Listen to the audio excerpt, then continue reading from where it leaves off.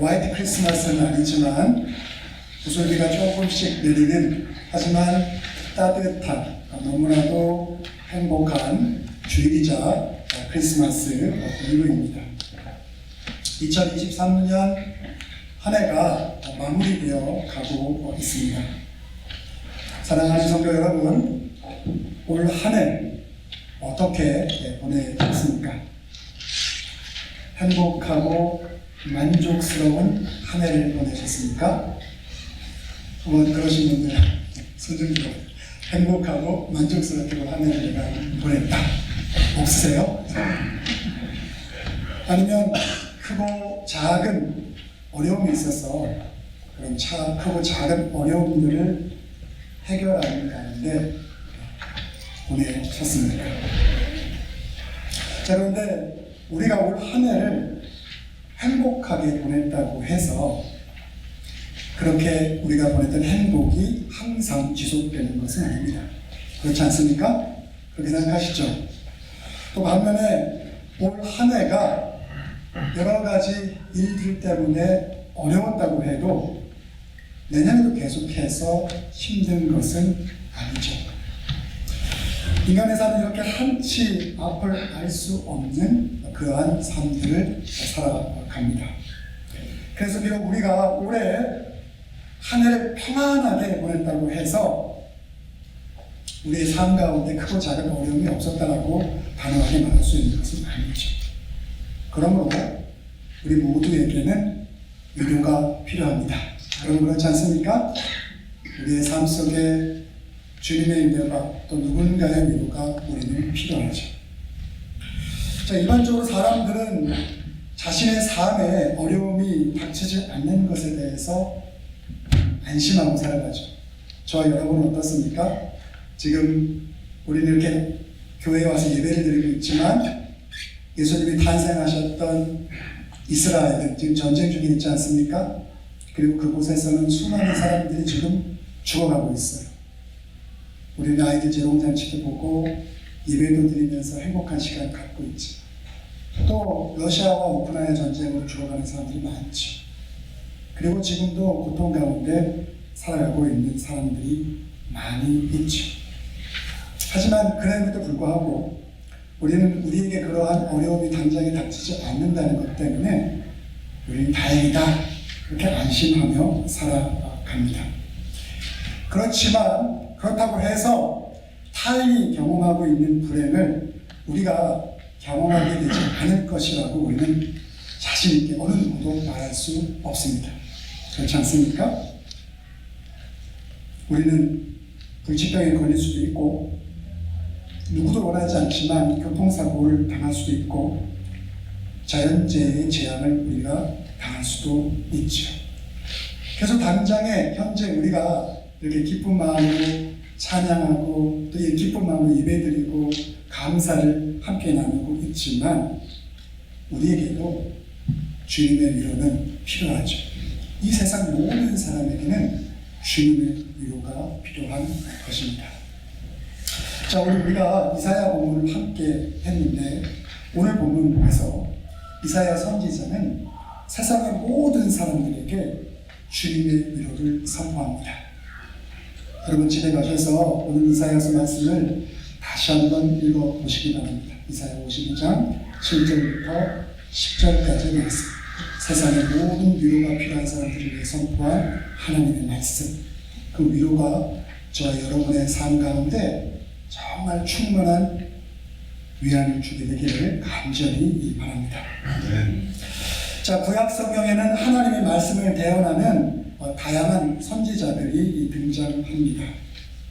그 선지자들이 전한 가장 중요한 하나님의 메시지는 바로 하나님의 위로였습니다. 그런데 중요한 것은 그러한 선지자들의 말씀을 들은 대부분의 이스라엘 백성은 선지자들의 말씀을 통해서 위로를 얻기보다는 그 말씀을 외면하거나 또는 무시했습니다. 왜 선지자들의 말씀을 듣고 이스라엘 백성은 이렇게 반응을 했을까요? 두 가지 이유 때문이었습니다. 첫째는 자신들의 삶이 원하는 대로 잘 풀려서 하나님의 위로를 전혀 필요로 하지 않았기 때문입니다. 우리 인생의 삶이 잘 풀린다고 생각해보세요. 내가 원하는 대로 돈도 벌고 명예도 얻고 권력도 마음껏 누린다고 생각해보세요.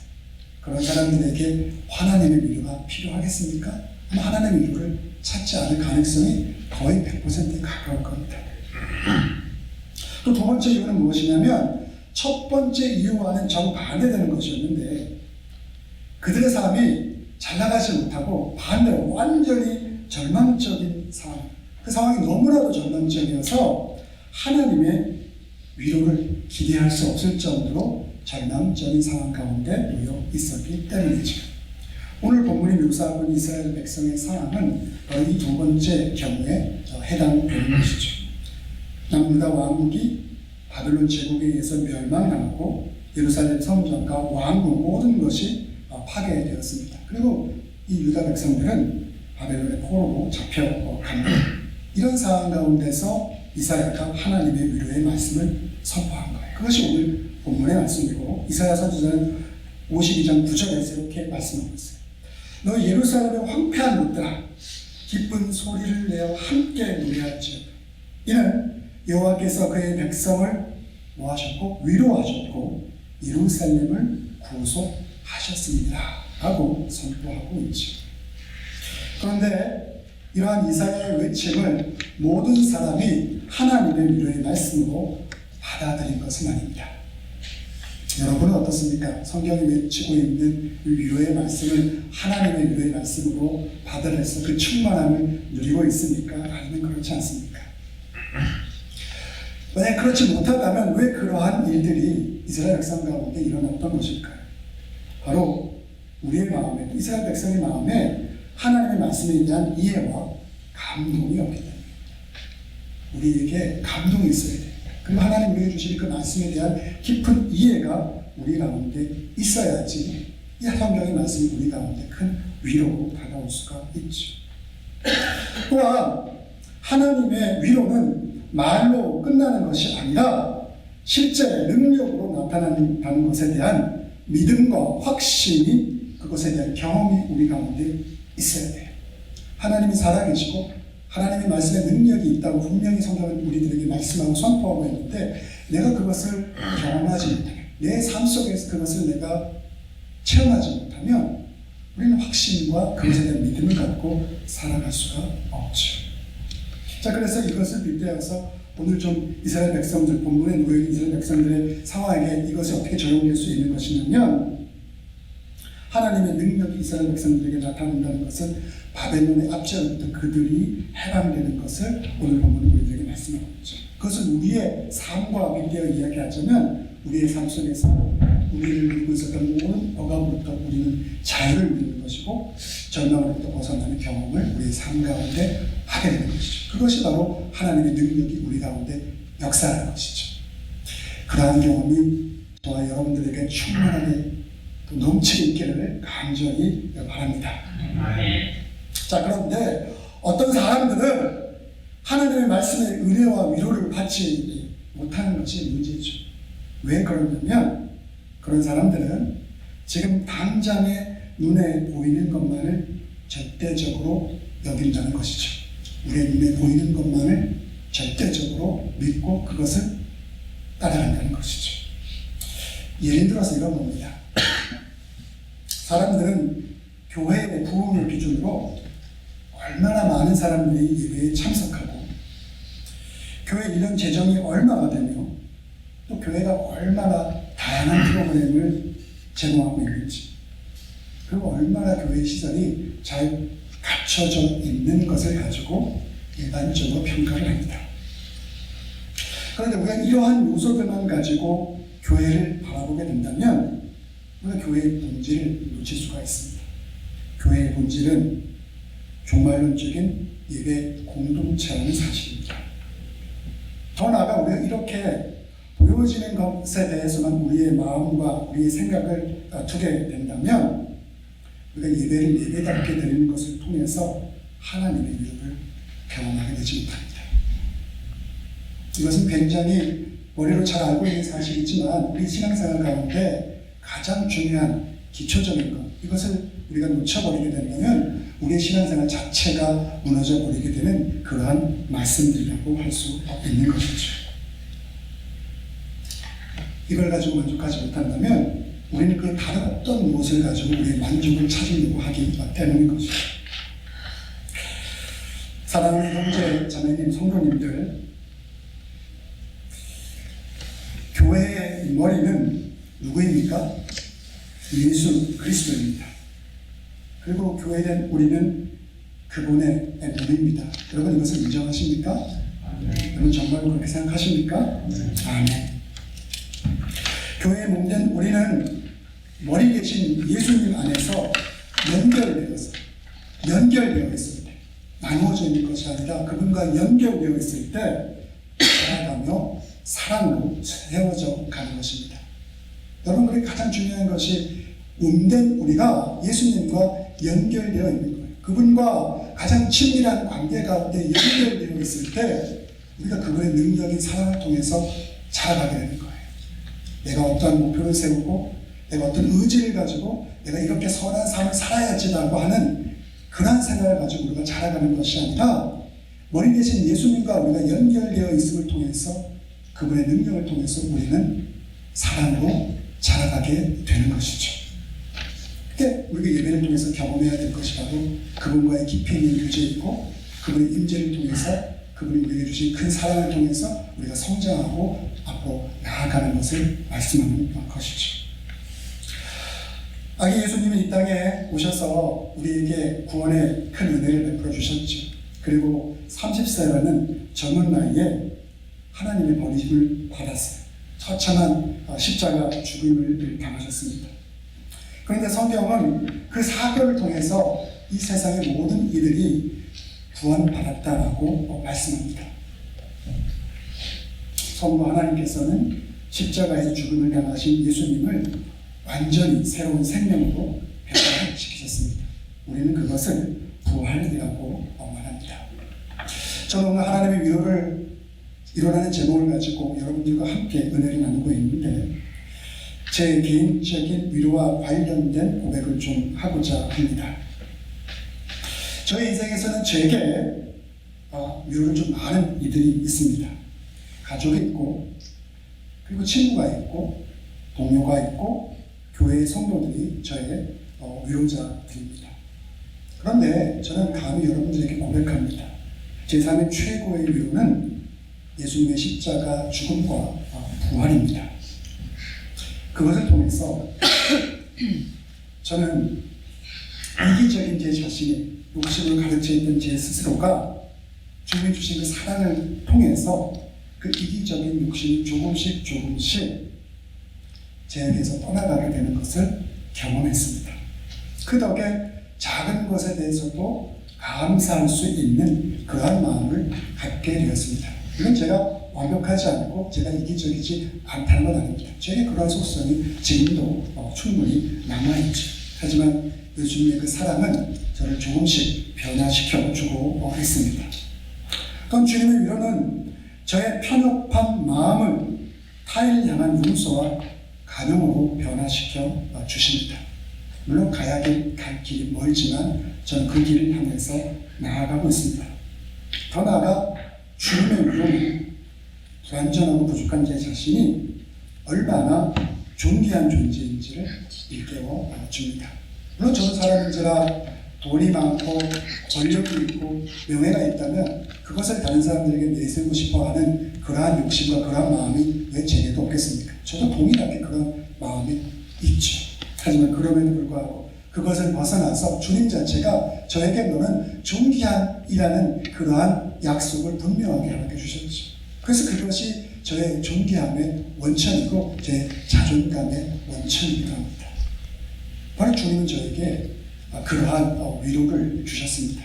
여러분들에게는 주님께서 어떠한 위로를 주셨습니까? 여러분들 그것을 한번 생각해 보시기 바랍니다. 그리스도 안에서 사랑하는 형제 자매님들, 우리가 구하는 세상의 모든 위로는 상대적인 겁니다. 친구, 가족, 그리고 교회의 성도들을 통해서 우리가 받게 되는 위로들, 그 모든 위로는 우리에게 힘을 줄 수 있지만 그 모든 것은 상대적인 것이죠. 그러나 주님이 십자가 부활을 통해서 우리에게 주신 위로는 절대적인 것이고 영원한 것이죠. 그리고 그 위로는 우리를 절대로 실망시키지 않는 위로인 것이죠. 만약 지금 여러분의 삶에 주님의 위로가 필요하시다면 주님의 십자가의 사랑과 부활의 능력에 대해서 여러분의 마음을 활짝 열고 그것을 받아들일 수 있기를 간절히 바랍니다. 오늘 말씀을 요약합니다. 오늘은 대강절 네 번째 주일이자 크리스마스 이브입니다. 누가복음 2장 29절과 32절에 시므온이라는 사람이 나오는데 성전에서 예수님을 기다리던 사람, 구원의 약속을 기다리던 사람인데 그의 간증의 말씀을 이렇게 말씀하고 있어요. 주여, 이제는 말씀하신 대로 이 종은 평안에 눈 감게 되었습니다. 주님의 구원을 제 눈으로 보았습니다. 주님의 구원을 제 눈으로 보았습니다. 만민에게 베푸신 구원을 보았습니다. 그 구원은 이방인들에게는 주의 길을 밝히는 빛이 되고 주의 백성 이스라엘에게는 영광이 됩니다. 시므온이 정결 예식을 위해서 성전을 찾은 아기 예수를 보고 내가 기다려오던 그 구주가 오셨음을 고백하는 이유. 그래서 내가 이제 죽어도 요한이 없다. 나는 주 안에서 평강과 안식을 누리었다라고 고백하고 있는 것이죠. 여기서 우리는 시므온이 어떻게 그의 삶의 안식을 얻었는지 확인할 수가 있어요. 자신의 미래를 온전히 주님께 맡기는 삶의 태도, 믿음을 통해서 그는 영원한 안식 가운데 거하게 됩니다. 우리 영혼의 위로와 안식은 예수 그리스도를 통해서만 가능합니다. 여러분 이 말씀에 동의하십니까? 혹시나 자신 없어요 라고 소원하고 있지 않습니까? 여기에 대해서 아멘 할 수 있는 은혜가 차고 넘치길 바랍니다. 자, 그렇다면 예수님을 통해서 저와 여러분에게 주어주신 그 위로와 안식을 여러분의 삶 가운데서 지금 당장 누리고 있습니까? 아멘. 그리스도 안에 살아가는 형제 자매님들, 저는 우리의 영원한 위로와 안식을 주는 예수 그리스도와의 깊은 교제를 통해서 그분을 실제로 우리의 삶 가운데 믿고 의지하라고 여러분들에게 권면드립니다. 자, 그렇게 될 때 우리의 삶 가운데 우리는 더 이상 다른 어떤 위로를 찾거나 구하지 않게 될 것입니다. 여러분 이것이 무엇을 의미하는지 한번 깊게 고민해 보시기 바랍니다. 요한복음 7장 37절과 38절에서 예수님 우리들에게 이렇게 약속하십니다. 여러분 이 약속 꼭 믿게 되기를 바랍니다. 믿으시기 바랍니다. 목마른 사람은 다 나에게 와서 마셔라. 목마른 사람은 다 나에게 와서 마셔라. 나를 믿는 사람은 성서의 말씀대로 그 속에서 샘솟는 물이 강물처럼 흘러나올 것이다 라고 우리에게 약속하십니다. 이 말씀을 믿고 주님이 주신 위로가 우리의 삶 가운데 차고 넘치는 저와 여러분 모두가 되기를 간절히 바랍니다. 기도하겠습니다. 사랑과 은혜가 많으신 아버지 하나님, 오늘 저희들에게 이사야의 말씀을 통해서 주님이 약속하신 그 약속의 말씀이 우리 삶에게 어떤 의미인지를 다시금 한번 생각할 수 있도록 하여 주시니 너무나 고맙고 감사합니다. 우리가 세상을 살면서 우리가 할 수 있는 수많은 위로와 안식이 있지만 그 위로 중에서 예수님의 십자가 죽음과 부활을 통해서 우리가 얻게 된 그 생명의 약속의 그 충만함이 가장 최고의 것을 우리가 믿음으로 받아들이게 하시고 그것을 누리고 살아갈 수 있는 그런 은혜를 저희의 삶 가운데 날마다 허락하여 주시옵소서. 이 모든 말씀 예수님의 이름으로 기도드렸사옵나이다.